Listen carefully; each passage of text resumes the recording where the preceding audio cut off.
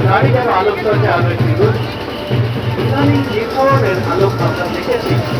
এই bright high bright light এবার কিন্তু আমরা শোভাযাত্রায় দেখতে পাচ্ছি যার ব্রাইটনেস অনেকটাই বেশি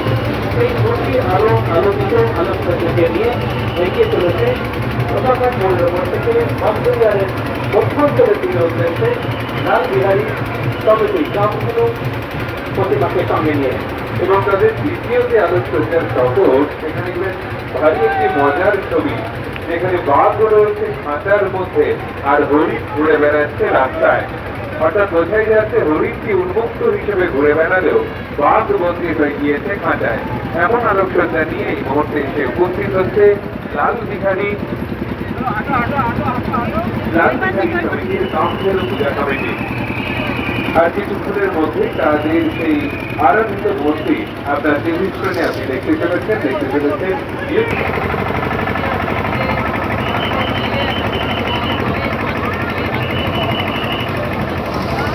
এই মুহূর্তে লাল বিহারী সমিতির কামধেনু মূর্তি আপনার টিভি স্ক্রিনে আপনারা দেখতে পাচ্ছেন এবং যারা জানেন না তাদের উদ্দেশ্যে জানাই যে কামধেনুকে আপনারা দেখছেন